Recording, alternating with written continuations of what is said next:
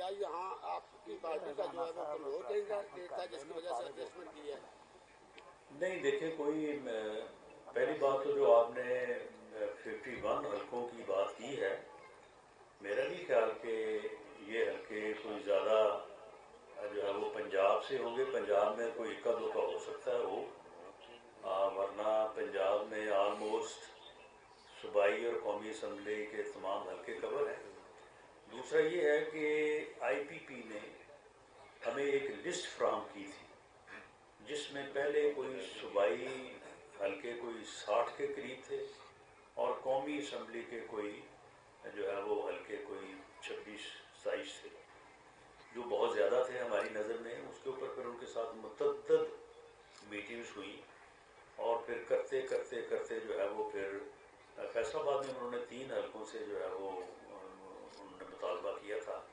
تو پھر بالآخر آ کے جو ہے وہ میرا خیال ہے کہ قومی اسمبلی کی 6 سیٹیں ہیں اور صوبائی اسمبلی کی غالباً کو 11 سیٹیں ہیں جن کے اوپر ان کے ساتھ جو ہے وہ ایگریمنٹ ہوا. اور اس ایگریمنٹ کے مطابق ہم نے ان حلقوں سے جو ہے وہ اپنے امیدوار جو ہیں یا اپنا ٹکٹ جو ہے وہ وڈرا کیا. وہاں سے کسی بھی فرد کو پارٹی کے بہاف پہ الیکشن لڑنے یا ووٹ حاصل کرنے کی اجازت نہیں ہے. ران صاحب، جن حلقوں میں ابھی تک بھی یہ دیکھا گیا کہ بعض حلقوں میں آپ کی پارٹی ٹکٹ کے آپ ہی کی پارٹی کے بعض عہدیداران اور سابق ایم پی ایز مخالفت کر رہے ہیں، وہاں پہ جو لوگ آپ کی پارٹی کے عہدیداران یا سابق ایم پی ایز آپ کی ٹکٹ کی مخالفت کر رہے ہیں، وہاں پہ کیا اسٹریٹجی ہوگی؟ سیکنڈ یہ بتا دیں کہ پی پی 114 کے حوالے سے شفیق گجر صاحب اور شیخ حجاز صاحب وہاں پہ یقین دہانی کروا کے آئے. شیخ حجاز صاحب نے تو اناؤنس کر دیا. شفیق گجر صاحب نے کل میڈیا کو یہ بات کہی کہ میں نے شیخ یوسف صاحب کی حمایت نہیں کی. آیا کہ اگر شفیق گجر صاحب شیخ یوسف صاحب کی مخالفت کرتے رہیں گے تو وہ نون لیگ کا پھر بھی حصہ رہیں گے؟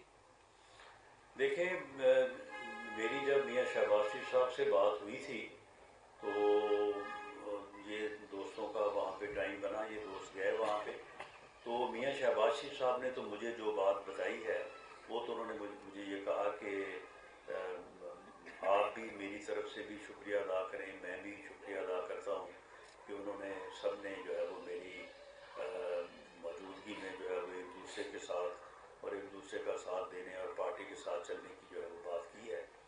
تو اب اس بارے میں جب تک شفیق گجر صاحب سے میری اپنی بات نہیں ہو جاتی تو اس وقت تک میں کسی قسم کی بات کرنے کی پوزیشن میں نہیں ہوں. ان سے بات کریں گے اور اگر ان کی کوئی ریزرویشن یا کوئی تھوڑی بہت کوئی معاملہ ہے بھی تو اس کو دور کریں گے انشاءاللہ. شہناز صاحب، بلاول بھٹو اپنے ہر جلسے کے اندر ایک بیانیہ لے کے چل رہے ہیں کہ جناب میاں نواز شریف اگر دوبارہ وزیر بن جائیں گے تو وہ انتقام لیں گے. وہ ہر کسی سے انتقام کی بات کر رہے ہیں. وہ انتقام کس سے لینا کی بات کا اشارہ کر رہے ہیں، تھوڑا اس کی وضاحت کرتے ہیں. میرا خیال ہے انہیں اس کی وضاحت خود کرنی چاہیے. میں تو ان کے بیان کی وضاحت نہیں کر سکتا، لیکن انہیں شاید یہ معلوم نہیں ہے کہ میاں نواز شریف وہ انسان ہے کہ جس نے تو اپنی ذات کا بدلہ نہیں لیا. اس نے اپنا معاملہ جو اللہ پہ چھوڑا. اب اللہ نے اگر ان لوگوں سے انتقام لیا ہے تو پھر اس کا جو ہے وہ پھر ہمارے پاس تو کوئی حل نہیں ہے.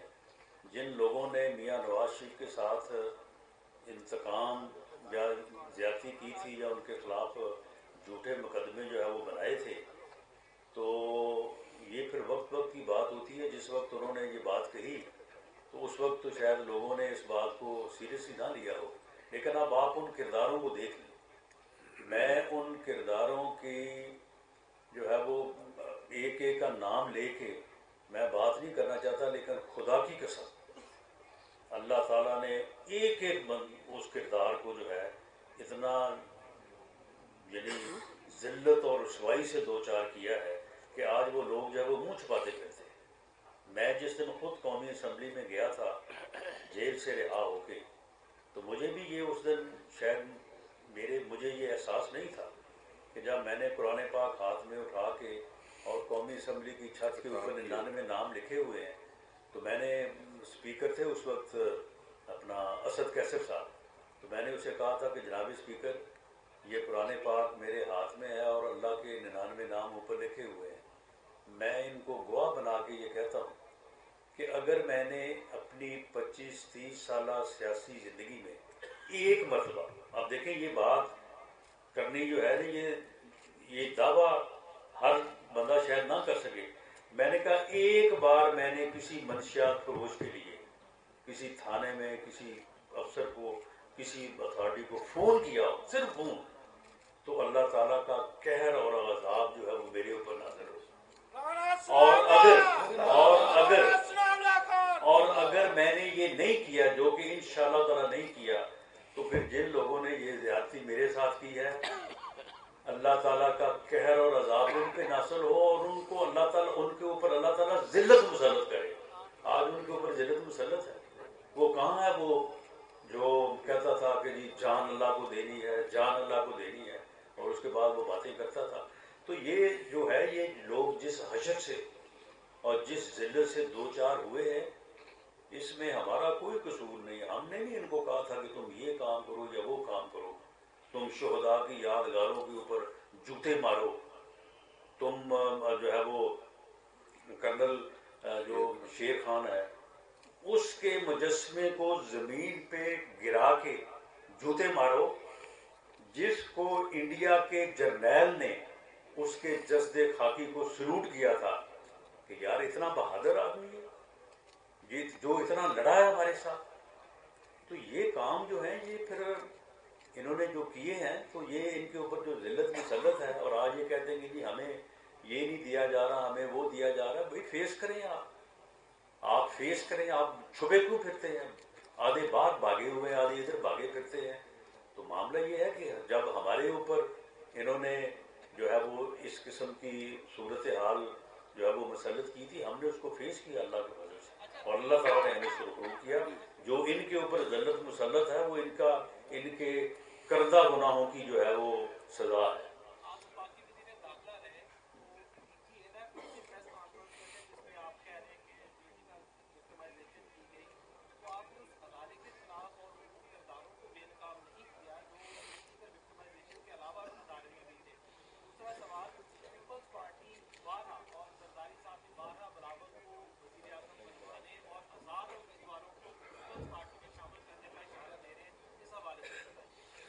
دیکھیں، پہلی بات جو آپ نے کی ہے کہ میں اس میٹنگ میں بطور وزیر داخلہ موجود تھا، اور اس کے ڈی جی اے این ایف جو ہے اس میں موجود تھے۔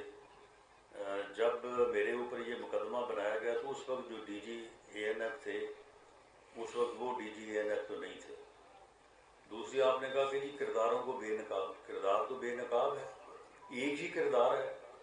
یہ ساری جو یہ 4 سال جو نفرت، عداوت اور اوئے توئے کا کلچر، یہ بے شرمی، بے حیائی، یہ فرا گوگیاں اور یہ پنکی پیرنیاں جو ہیں، یہ ان کے پیچھے ایک ہی کردار ہے، اور وہی کردار جو ہے وہ میرے مقدمے کے پیچھے تھا۔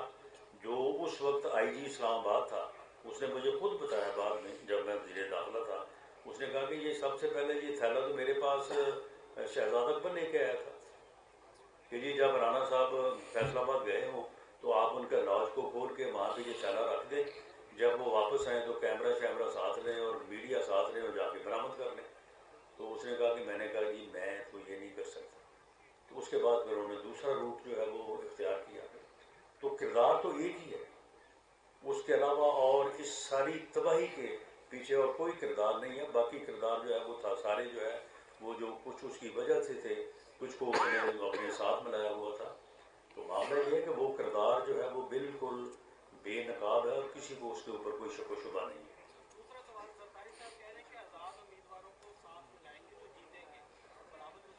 انشاءاللہ تعالی پاکستان مسلم لیگ نون شیر کے نشان پہ، یہ ذرا نوٹ کر لیں، شیر کے نشان پہ انشاءاللہ تعالی اکثریت حاصل کرے گی اور اپنی حکومت بنائے گی۔